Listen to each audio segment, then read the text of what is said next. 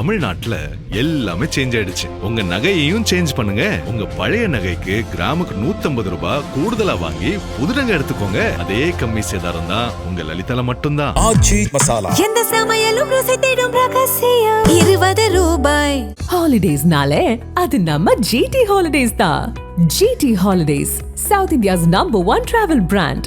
You know you are special when you're with GT Holidays. குடுகுடுப்பை வச்சு தான் நம்ம தொழில் செய்யுது. அந்த ஊர் ஊடாக பிச்சை எடுக்கிறது, நைட்டு வாக்கு சொல்லி அந்த மாதிரி இருந்ததால் எங்களுக்கு ஜாதி சான்றிதழ் கிடையாது. நம்ம குடும்பத்தில் யாருமே படிக்கலை. எங்கள் தாத்தா காலத்து இவ்வளோ ஒரு படித்து பின்னிட்டு வந்து சொல்லி நம்ம எவ்வளோ கஷ்டப்படுறோம். கள்ளக்குறிச்சி மாவட்டம் மூங்கில் துறையூர் கிராமத்தை சேர்ந்த ஐயனார் மகன் மாரி என்பவரும் அவரது மனைவி விஜயா, மகன் தாஸ், மகள் செல்லா ஆகியோரும் கடந்த 2025ஆம் ஆண்டு இ-சேவை மையம் வழியாக வட்டாட்சியர் அலுவலகத்தில் சாதி சான்றிதழ் கேட்டு விண்ணப்பித்தனர். ஆனால் இதுவரை அவர்களுக்கு சாதி சான்றிதழ் வழங்கப்படவில்லை. தொடர்ந்து கோட்டாட்சியர் அலுவலகத்திற்கு பலமுறை சென்று மனு அளித்தும் கோட்டாட்சியரை நேரில் சந்தித்து முறையிட்டும் எந்த பலனும் ஏற்படவில்லை. சாதி சான்றிதழ் இல்லாததால் இந்த குடும்பத்தினர் அரசின் பல்வேறு நலத்திட்ட உதவிகள், மானியங்கள் மற்றும் சலுகைகளை பெற முடியாமல் கடும் அவதிக்கு உள்ளாகியுள்ளனர்.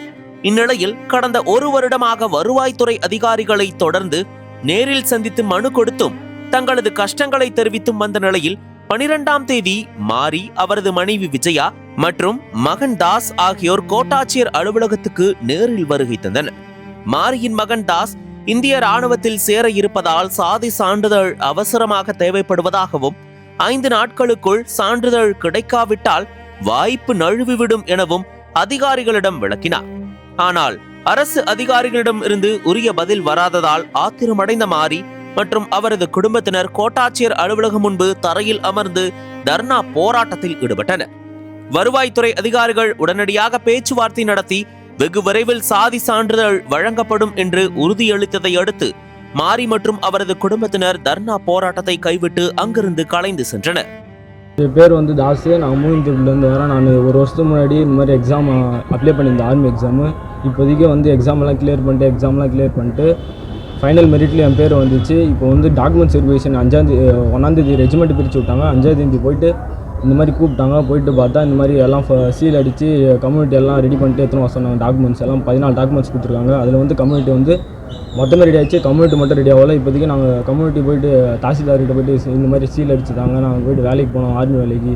அந்த மாதிரி கேட்டால் நீங்கள் கம்யூனிட்டி இருந்தால் தான் உங்களுக்கு சீல் அடித்து தர முடியும் அப்படின்னு. 1 வருஷத்துக்கு முன்னாடி ஆர்டிஓ கிட்ட இந்த மாதிரி மனு கொடுத்தோம், ஆன்லைனில் அப்ளை பண்ணோம், எல்லாம் பண்ணோம். ரிஜெக்ட் தான் பண்ணுறாங்க. எந்த ரெஸ்பான்ஸ்லேயும் எடுக்காமல் எதுவுமே பண்ணாமல் வராங்க. நாளைக்கு வா, அடுத்த வாரம் வா, அடுத்த மாதம் வா, அந்த மாதிரி தான் கூப்பிட்டுருக்காங்க. தவிர வேறு எந்த வேலையும் எடுக்கிறது இல்லை. முன்னாடி என்ன கம்யூனிட்டி சர்டிஃபிகேட் அப்ளை பண்ணிருக்கீங்க? என்ன கம்யூனிட்டி? நீங்கள் அவங்க கேட்ட டாக்குமெண்ட்டில் கொடுத்துட்டீங்களா? எல்லாமே சப்மிட் பண்ணியாச்சு. நான் அவங்க கேட்ட டாக்குமெண்ட் எல்லாமே சப்மிட் பண்ணியாச்சு. நாங்கள் எஸ்டி கணிக்கர். என்ன சொல்கிறாங்க அதிகாரிங்க? இப்போதைக்கு ஒரிஜினல் எல்லாம் சப்மிட் பண்ணோன்னே என்னன்றாங்க, கலெக்டர்கிட்ட கொடுத்து அவர் ஈரிடியோ ஆஃபீஸில் போயிட்டு ஆர்டிஓ அங்கே போயிட்டு. என் பேர் மாரி, மூங்கல் துறைப்பட்டு தேவி நகர். நம்ம குடுகுடுப்பை வச்சு தான் நம்ம தொழில் செய்யுது. அந்த ஊர் ஊடாக பிச்சை எடுக்கிறது, நைட்டு வாக்கு சொல்லி அந்த மாதிரி இருந்ததால் எங்களுக்கு ஜாதி சான்றிதழ் கிடையாது. அந்த ஜாதி சான்றிதழால் எங்கள் பசங்க படித்து ஒரு முன்னேற்றம் வரணும். நம்மளே படிக்கலையே, நம்ம ஒரு படித்து முன்னேற்றம் வரணும் சொல்லி பையனுக்கு வேலூர்லேருந்து அதே மாதிரி படித்து வச்சு ஸ்ரீபுரத்தில் படித்து வச்சிடணும். மிலிட்ரி, ஆர்மி, போலீஸ் எதுவும் ஜாதி சான்றிதழ் வரல. இப்போ 1 வருஷமாக ஐயா கிட்ட பெட்டிஷன் கொடுத்து இங்கே அங்கே கொடுத்து நம்ம எல்லாமே செய்ததால் எங்களுக்கு உங்களுக்கு சொந்தக்காரங்க, உங்களுக்கு அண்ணன் தம்பிங்க எங்கே இருக்கிறாங்கன்னு சொன்னாங்க. அதுவும் கொடுத்தோம். காஞ்சிபுரத்தில் இருக்கிறோம் அங்கே சொல்லி அது எடுத்துன்னு வந்தோம். எல்லாமே எல்லாம் சேர்ந்து பையன் செலெக்ஷன் ஆகிட்டான். அவன் வேதனை போகிறான், நம்மளே வேதனை போகிறோம். நம்ம குடும்பத்தில் யாருமே படிக்கலை. எங்கள் தாத்தா காலத்து இவ்வளோ ஒரு படித்து பின்னிட்டு வரணும்னு சொல்லி நம்ம எவ்வளோ கஷ்டப்படுறோம். சாப்பிடல, காத்தாண்டு ஒன்றும் சாப்பிடல. இப்போ இந்த 1 வாரமாக நம்ம சாப்பிடல. பையன் ஒரு முன்னிட்டு வரணும், ஒரு ஆர்மி நாட்டுக்கு காப்பாற்றணும், நம்ம தெருவா போகணும், நம்ம ஒரு ஊருக்கு காப்பாற்றணும் சொல்லி அவனுக்கு நாம் ஒரு வேதனை பற்றி நிற்கிறோம். எவ்வளோ பைக்கில் அந்த ராவில் பைக்கில் ஓடுறோம், கஷ்டப்பட்டு நிற்கிறோம், கூலி வேறு செய்கிறோம். லாஸ்ட்டு சேர்ந்து எல்லாம் ஒழிச்சு எல்லாமே செய்யணும். இது ஜாதி சென்டர் தான் எங்களுக்கு வரணும். பையன் ஒரு வேலைக்கு நாட்டை காப்பாற்றணுன்றது அவன் இதயத்தில் இறங்கிட்டு இருக்குது. அதான் எங்களுக்கு ஜாதி சென்டர் வேணும். இப்போ நீங்கள் என்ன ஊரில் இருக்கீங்க? இப்போ இங்கே வரதுக்கு எவ்வளோ நேரம் ஆகுது? எத்தனை நாள் அலைஞ்சிட்டு இருக்கீங்க? இப்போ ஒரு வாரமாக நம்ம அலைஞ்சின்னு கிடக்கிறோம். இப்போ வந்து ஏற்கனவே ஒரு வருஷமாக வந்து மூங்கல் தேர்ப்பட்டுக்கு கள்ளக்குறிச்சிக்கு சங்கராபுரத்துக்கு அதில் வந்து நம்ம வேதனைப்பட்டு சுற்றி நிற்கிறோம். பார்க்குறாங்க, தேர்த்துறாங்க. எங்களுக்கு எதுவுமே தெரியல, படிக்க தெரியல, ஒன்றும் தெரியாத எங்களுக்கு தேர்த்துறாங்க. எங்களுக்கு ஜாதி சென்டர் இருந்தால் என் பையனும் எல்லாம் அவங்க வகத்தில் பிறந்து அவன் எப்படின்னா இருக்கும். நம்மளா பிச்சை எடுத்து செய்தோமே, அதெல்லாம் பிச்சை எடுத்து செய்யக்கூடாது, ஊரு ஊடா போகக்கூடாது.